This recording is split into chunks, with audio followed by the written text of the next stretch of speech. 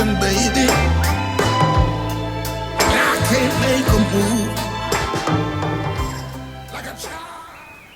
It's crazy. There is a leech here in the fireplace, making its way towards the fire, which won't do it any good. That's not the only one. I saw a second leech there as well, which is, you probably won't see anymore, somewhere in there, moving there, but making its way to the fire because I guess they operate on heat, which is alright with me because that means I don't have it on my leg.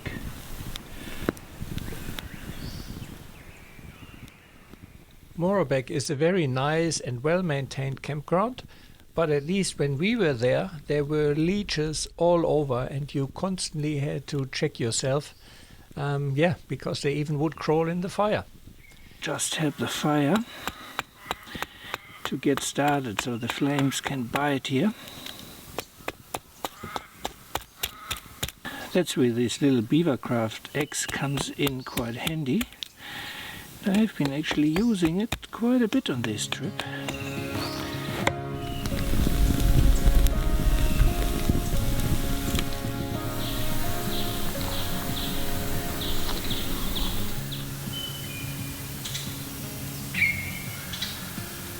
Rob set off early in the morning, giving us a leisurely late morning to tackle the task of drying our gear. Before heading to Youdales Hut, it's essential to pre-book your stay through national parks and obtain the access code to unlock the gate. What I really appreciate about this secluded campground is its capacity limit. Only 3 parties are allowed at the time, ensuring it always remains peaceful and uncrowded.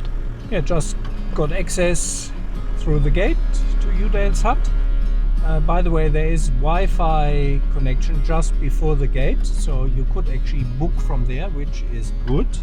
It's pretty steep and long, so low range, and if you have an auto, put it into manual second gear or first gear, let it walk down. You don't want to be on the brake the whole way down, that's for sure.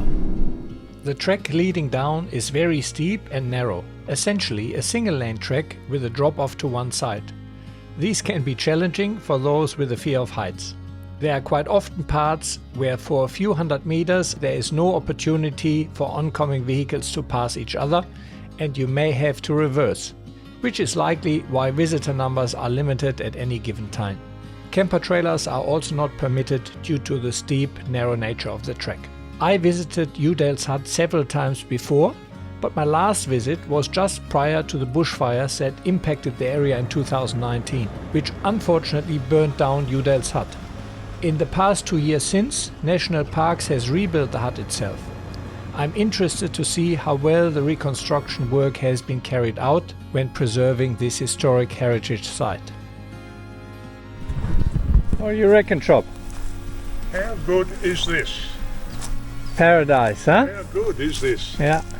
One hell of a drive in, but boy, it is spectacular. It was time to set up camp, as for the next 2 days we indulge in the simple pleasure of life, lounging under the shade of the ancient trees, taking leisurely dips in the crystal clear waters of the Kundarang Brook, and exploring the breathtaking vistas that surrounds us. And with a favorable weather forecast on our side, there is no better place to be than this picturesque corner of the Oxley Wild Rivers National Park. It's hard to describe how a day with doing very little looks like, but here are a few impressions.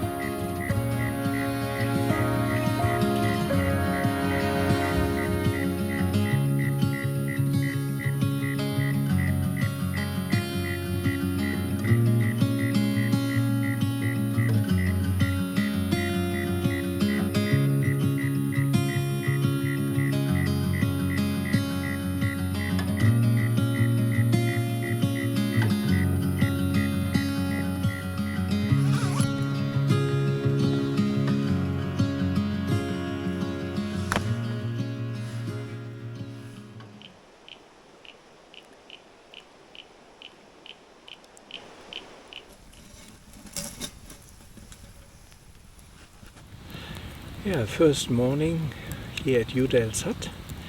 We decided to stay 2 nights here, so gonna have another night. A relaxing day. Yesterday was a rip of a day, beautiful weather, stunning sunset, absolutely beautiful.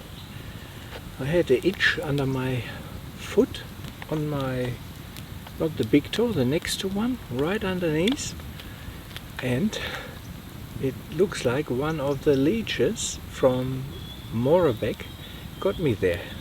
Don't ask me how it got into the shoes, under my socks.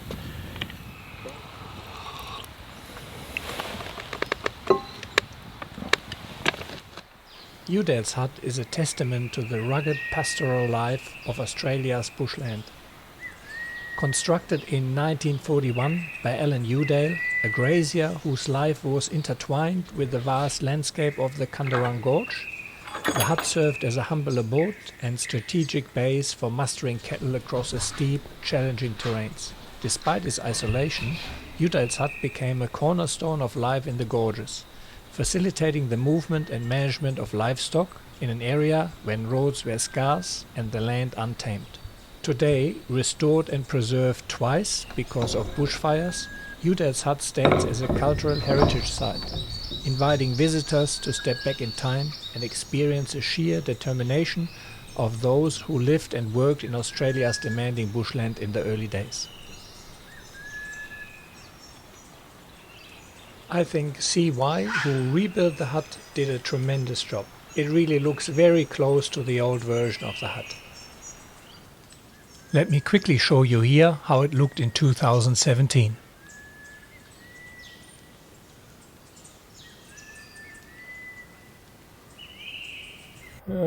See, that's why you can't really rely on satellite phones. So yesterday I made a call from here, no problem, called my wife, her birthday. Today is my daughter's birthday, and even though I have full satellites, I just can't get a network.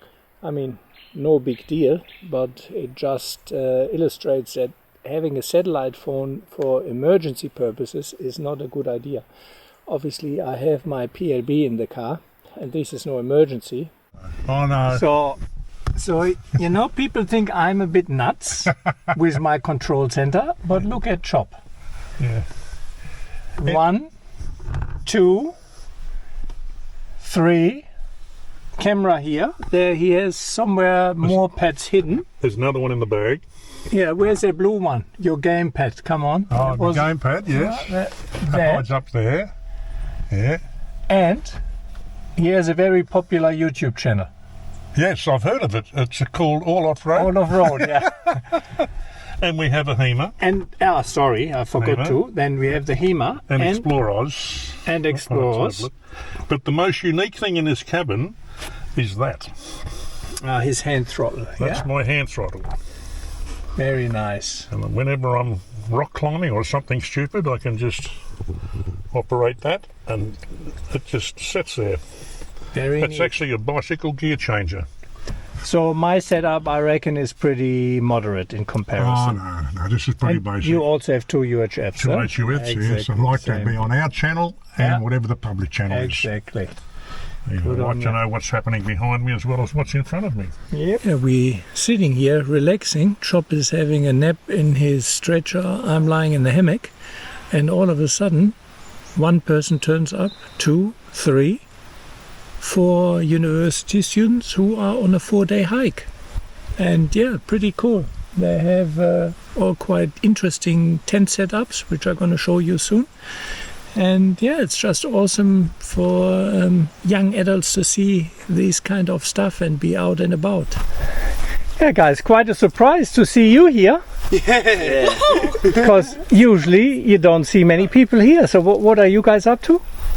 So we're hiking from here, Youdales Hut, through to George's Junction out west of Campm. So 70 k's along a management trail. So yeah, over 5 days. Yeah, something kind of scrapped together. Yeah. And is that through the valleys or over the mountains? So we ran down a ridge this morning, so bush bashed down there. So there wasn't much of a track going down there, but we'll be going through the valley from now on, hugging close to the Kundarang Brook here. And your setups are very different. Yeah. Very lightweight. Yeah, this one's the Durston X-Mid Pro 2, so it's the two-person tent because I like a little bit of space. Yeah.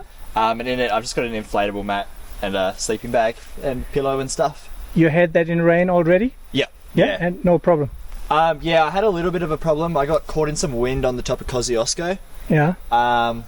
I don't think it was on this side, but on the other side the pole slipped out. It was a different pole and went through the material, but since it's Dyneema, it's really easy to patch, so you basically just get 2 Dyneema stickers, stick it on each side, and That tent is Dyneema? yeah. Ah. Yeah. Okay. And you use your poles as your walking poles. sticks as poles, huh? Yeah, and if I've got the Z flick poles you can buy with it as well. So if you don't have the hiking poles or you don't like them, you can use those as well. Okay. Yeah. Cool. Done me good. So we hear tomorrow how you slept? Yeah. Yeah, I've got Alice's spare setup, Nordisk. What's it called, The Alex? Telemark 2. Telemark 2. Okay. Yeah, also 2-person. I Just think. a bivy / or tent, mini 1-person tent, I guess, huh? Technically it's a 2-person. Is it? Okay. Yeah. But Generous. really generous. So who are the professionals? You've done that before? Yeah, I've done a few hikes. Not me. I've done a few. You've done a I'm few? not quite as high tech as Alex though. Yeah. I just rough it out. And you? Professional, of course. Professional, yeah. This is my can see. mansion. It fits 4 people. Because, sorry, what was your name? Kasha. Kasha is going back to basics. Bivy bag. Yeah. And the Taj Mahal is here. Yes. Yeah. I don't know. We got this in New Zealand quite a few years ago, and it does the job. So if it's ain't broke, don't fix it. Yeah. So yeah, gets the job done. It looks certainly the most luxurious. It's very spacious. It's Yeah. quite lovely. The only issue is it's so big that sometimes you like roll off your sleeping mat in the middle of the night. Fair But enough. no, it's good. No, we will see whether you vacate at night. But I'll sleep like a log. I saw your sleeping mattress. I think that only works with 20. It is what, 2mm foam? Well, the best you can buy. You're a game. Good. Thanks, hardcore. guys, and safe travel. Oh, thank you. And leave me a comment on YouTube whether you. Little Splinter, nothing big.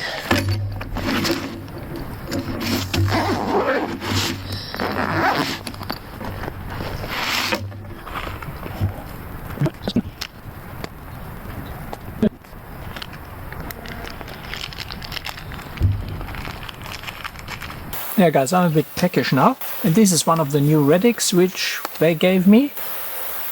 It's a chocolate breakfast, so we'll see how that tastes. Just add water. I had a few of these Radix breakfasts and I like them. Especially the berry breakfast was really my favorite. I think I put a little bit too much water in here. See how it tastes, huh?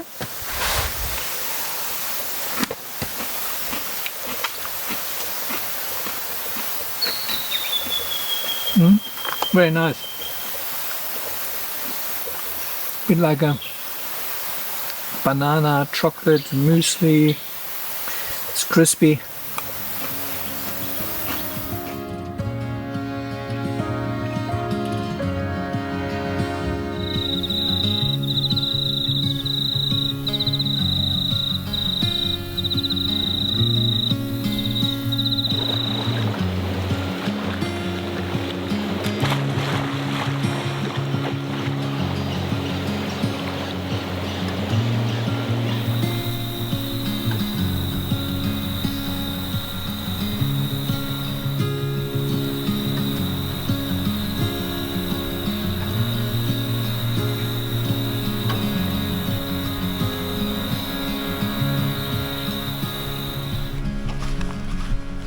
So I stayed dry, which is good.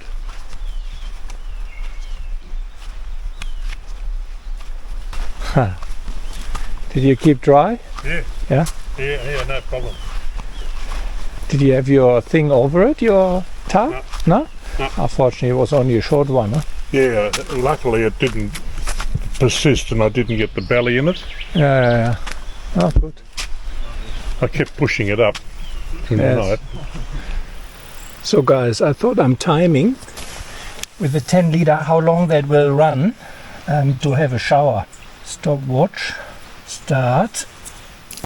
I'm using these 10 litre C2 Summit water bladder now for a little while, and it came in particularly handy in the desert, and I had quite a few showers with it, but I never timed how long it would actually run. So I thought that's a good opportunity now, and man, I was surprised.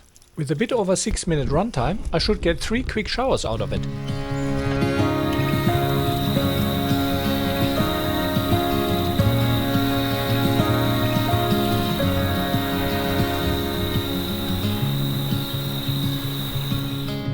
Yeah, now we're on our way, I don't know exactly yet, but towards Daisy Plains and Mary's View. So we'll see how far we get. We had a reasonably relaxed start. It's 9:40 now. And yeah, we'll see where we end up. The road is pretty rough, I have to say here. So I think the old Colt Road. So guys, that wraps up episode 4. Stay tuned for the next adventure, where we explore the remnants of the old Kookaburra schoolhouse. Then our journey takes an unexpected turn as we head to Spokes Lookout and get caught in a sudden thunderstorm. Then it's off to the idyllic Daisy Plains for a 2-night stay, where I'll introduce you to a new swimming hole and some charming small waterfalls. We enjoy a serene morning at Mary's View before the weather throws us another curveball. Join us to see what surprise awaits. So guys, thanks for watching. I hope you enjoyed the video. Please keep in mind this is a self-funded channel, so I would greatly appreciate if you could help me out by sharing, liking and subscribing. And if you can, please consider head over to Patreon or buy me a coffee, and with the equivalent of a cup of coffee or 2 per month, you can really help me making these videos. Thanks a lot for watching and see you along the tracks.